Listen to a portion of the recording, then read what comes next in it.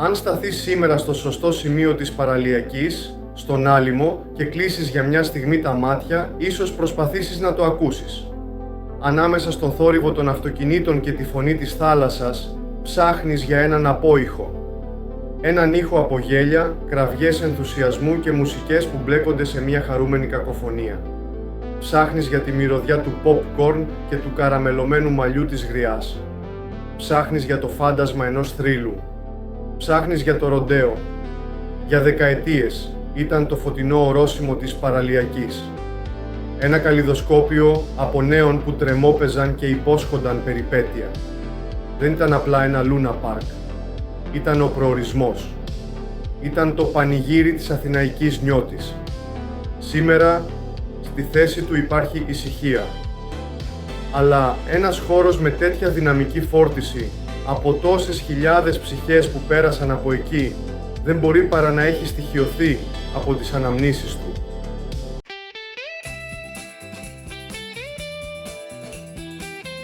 Η ιστορία του πιο διάσημου Λούνα Πάρκ της Αθήνας δεν γράφτηκε σε ένα μόνο μέρος. Το ροντέο έζησε 3 διαφορετικές ζωές σε 3 τοποθεσίες. Η πρώτη του εμφάνιση ήταν στα μέσα της δεκαετίας του 60. Εκεί, στη Λεωφόρο Συγκρού, στο ύψος του σημερινού Ωνασίου. Ήταν ένα πάρκο πιο γραφικό, πιο οικογενειακό. Εκεί ακριβώς, ανάμεσα στα παιχνίδια του, η Αλίκη Βουγιουκλάκη, ως το κορίτσι του Λούνα Πάρκ, φώναζε το θρυλικό «5 κρίκι, ένα τάλιρο», σφραγίζοντας για πάντα την εικόνα του ελληνικού Λούνα Πάρκ. Αργότερα, το πάρκο μετακινήθηκε για λίγο στην είσοδο της Μαρίνας του Αλήμου. Αλλά η τοποθεσία που θα το έκανε μύθο, το μέρος που όλοι γνωρίσαμε ως ροντέο, ήταν η τρίτη και τελευταία του στάση.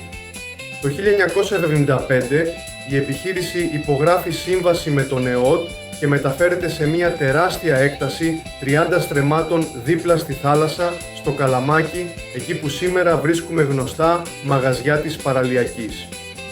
Οι επιχειρηματίες Αχιλλέας Κουτσιρίμπας και Γεράσιμος Βαλιάνος, με ένα αστρονομικό για την εποχή ενίκιο 2 εκατομμυρίων δραχμών, μεταμόρφωσαν έναν άδειο χώρο σε έναν παράδεισο αδρεναλίνης. Το ροντέο, στην τελική και πιο ένδοξη μορφή του, είχε μόλις γεννηθεί.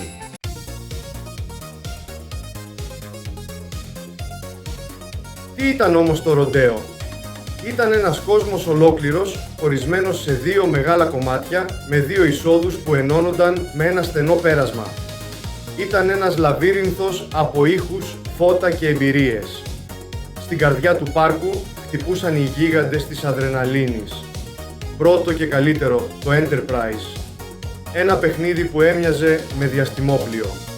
Τα βαγόνια του ξεκινούσαν μια γρήγορη περιστροφή και σιγά σιγά ολόκληρος ο μηχανισμός σηκωνόταν κάθετα, γυρνώντας τους επιβάτες ανάποδα με τις κραυγές τους να ακούγονται μέχρι την Ποσειδόνος. Πολλοί δεν το άντεχαν. Ήθελε κότσια, όπως έλεγαν, για να μπεις. Και μετά το ταψί. Το απόλυτο τεστ αντοχής. Ένας περιστρεφόμενος δίσκος που σε τίναζε και σε χόρευε σε ηλικιώδεις ταχύτητες. Και το καλύτερο, δεν υπήρχαν ζώνες ασφαλείας. Η επιβίωση εξαρτιόταν από το πόσο γερά θα κρατιώσουν από τη σιδερένια μπάρα πίσω σου. Όπως θυμούνται όλοι, έβγαινες με τα χέρια κόκκινα και πονεμένα, αλλά με την αίσθηση του κατορθώματος. Δίπλα τους, η μπαλαρίνα ή χορεύτρια. Καθόσουν στο φόρεμά της και χόρευες μαζί της σε δίσκο επιτυχίες, με απότομα ανεβοκατεβάσματα που έφερναν το στομάχι σου στο λαιμό. Το χταπόδι που σε στροβίλιζε στα πλοκάμια του και βέβαια το roller coaster που κάποιοι θυμούνται και ως το τέρας του Loch Ness.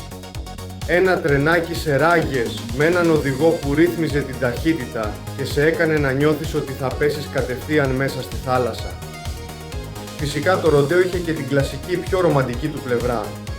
Η τεράστια επιβλητική ρόδα στην είσοδο, το λογότυπο του πάρκου που σε ανέβαζε αργά προς τον ουρανό για να δεις όλη τη μαγεία από ψηλά. Τα συγκρουόμενα, η κάρτ, η μικρή αρένα όπου γονείς και παιδιά γίνονταν για λίγο οι πιο αδίστακτοι οδηγοί. Και το τελέφερικ. Μία μαγική εναέρια διαδρομή που ένωνε τα 2 μέρη του πάρκου. Από εκεί ψηλά, καθώς ο ήλιος έδιε στη θάλασσα, έβλεπες τον κόσμο από κάτω σαν μια μικρογραφία, τα φώτα να ανάβουν ένα-ένα, τις σιδεροκατασκευές να μοιάζουν με γλυπτά. Για τους λάτρεις του μυστηρίου υπήρχε ο λαβύρινθος με τους καθρέφτες, όπου το στοίχημα ήταν να βρεις την έξοδο και βέβαια το κλασικό τρενάκι του τρόμου. Εκεί, στο απόλυτο σκοτάδι, μία γριά με ένα σκουπόξυλο σε χτυπούσε στο κεφάλι, ενώ σκελετοί και νεκροκεφαλές πετάγονταν μπροστά σου. Περισσότερο πλάκα παρά φόβος, όπως λένε σήμερα οι περισσότεροι. Το ροντέο όμως είχε και κάτι μοναδικό, πρωτόγνωρο ακόμα και για σήμερα. Έναν θάλαμο ηχογράφησης. Με ένα δεκάρικο έμπαινες μέσα, τραγουδούσες την αγαπημένη σου επιτυχία και η φωνή σου ηχογραφούνταν ζωντανά σε έναν δίσκο 45 στροφών, τον οποίο μετά έπαιρνες σπίτι σου. Φυσικά, πρώτα ακουγόταν από τα μεγάφωνα σε όλο το πάρκο με ό,τι αυτό συνεπάγεται.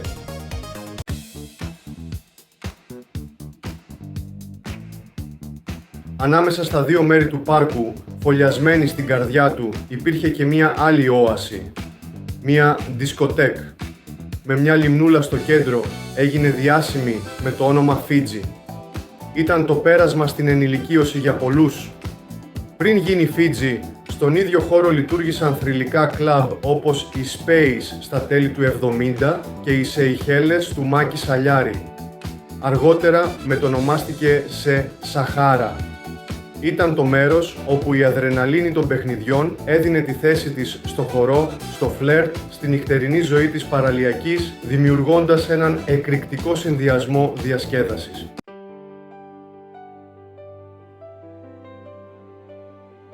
Οι διαρρήκτες του 1971 με τους θρύλους Ομάρ Σαρίφ και Ζαν Πολ Μπελμοντό χρησιμοποίησαν την ατμόσφαιρά του.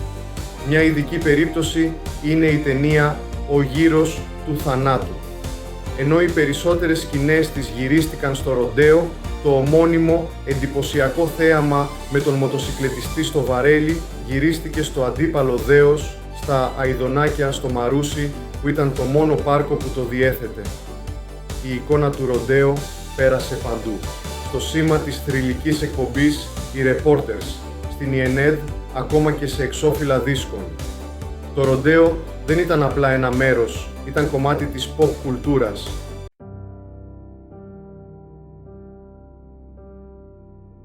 Όμως, κάθε πανηγύρι κάποτε τελειώνει. Και το τέλος του ροντέο ήταν θορυβώδες και οδυνηρό. Ήδη από τις αρχές της δεκαετίας του 80 η εικόνα του είχε αρχίσει να αμαυρώνεται. Για τον κόσμο των νοτίων προαστίων το ροντέο είχε γίνει κακόφημο. Μάζευε πολλή αλητεία, θυμάται σήμερα ένας παλιός θαμώνας. Οι φήμες για διακίνηση και τσαμπουκάδες είχαν αρχίσει να κυκλοφορούν, στοχοποιώντας το πάρκο ως κέντρο διαφθοράς. Και τότε συνέβη η τραγωδία. Ένα νεαρό κορίτσι έχασε τη ζωή του πέφτοντας από το Enterprise. Οι πηγές της εποχής είναι συγκεχημένες, κάνοντας λόγο είτε για δυστύχημα είτε ακόμα και για εκούσιο εαυτού ανέρεσης. Ό,τι και αν συνέβη, το γεγονός αυτό σκόρπισε τον φόβο, δημιούργησε τεράστιες αμφιβολίες για την ασφάλεια των παιχνιδιών και ήταν η χαριστική βολή στη φήμη του πάρκου. Το πολιτικό σκηνικό ήταν ήδη έτοιμο. Το 1983 ο νεοεκλεγής δήμαρχος Αλήμου, Βασίλειος Γαβριέλης Ξένος, είχε ως προεκλογική του δέσμευση την απομάκρυνση του ροντέο για την ανάπλαση της παραλίας. Έτσι ξεκίνησε ένας 7ετής πόλεμος. Μια μάχη με μηνύσεις, προσφυγές στον Άριο Πάγο και πολιτικές πιέσεις. Η κορύφωση ήρθε τον Μάρτιο του 1987. Ενώ ο δήμαρχος ξεκινούσε απεργία πείνας για να πιέσει την κατάσταση, οι 200 εργαζόμενοι του πάρκου κατέβηκαν σε απεργία μέσα στα χιόνια, απειλώντας να πέσουν από το τελεφερίκ και το roller coaster για να σώσουν τις δουλειές τους. Κλούβες των ΜΑΤ είχαν παραταχθεί έξω από το πάρκο. Η ατμόσφαιρα μύριζε μπαρούτι. Τελικά η πίεση απέδωσε. Οι ιδιοκτήτες Κουτσιρίμπας και Βαλιάνος δέχτηκαν την έξωση ζητώντας μια προθεσμία 3 ετών. Ο Δήμος τους έδωσε 3 μήνες. Το ροντέο έκλεισε οριστικά, Ο μύθος λέει ότι ο εξοπλισμός πουλήθηκε σε έναν Σαουδάραβα για το αστρονομικό ποσό των 4 δισεκατομμυρίων δραχμών. Τα φώτα έσβησαν για πάντα.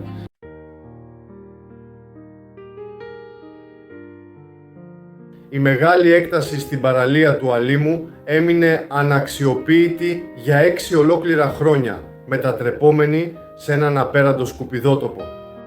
Τα παιχνίδια πουλήθηκαν σε άλλα πάρκα, όπως το International που άνοιξε στη Γλυφάδα. Ο κύριος Ρίμπας συνέχισε την πορεία του ανοίγοντας το θρυλικό κλαμπ Ρίμπας στη Βάρκιζα. Αλλά το ροντέο δεν πέθανε ποτέ πραγματικά. Η κληρονομιά του ήταν τόσο ισχυρή που για χρόνια μετά οι Αθηναίοι αποκαλούσαν ροντέο κάθε Λούνα Πάρκ. Έγινε λέξη συνώνυμη της διασκέδασης. Ο αστικός μύθος λέει ότι όταν έκλεισε ανέβηκαν κατακόρυφα οι ενοικιάσεις βίντεο, καθώς χάθηκε ένας βασικός λόγος για έξοδο. Ίσως τελικά να είχε δίκιο εκείνος ο παλιός θαμώνας. Ίσως ο χώρος να είναι όντως στοιχειωμένος. Όχι από φαντάσματα, αλλά από την ενέργεια εκατομμυρίων αναμνήσεων. Από το πρώτο ραντεβού, την οικογενειακή βόλτα, την κραυγή στο ταψί, το γέλιο στους παραμορφωτικούς καθρέφτες. Το ροντέο ήταν ένα εργοστάσιο παραγωγής χαράς. Και αυτή η χαρά είναι μια κληρονομιά που καμία μπουλντόζα δεν μπορεί να γκρεμίσει,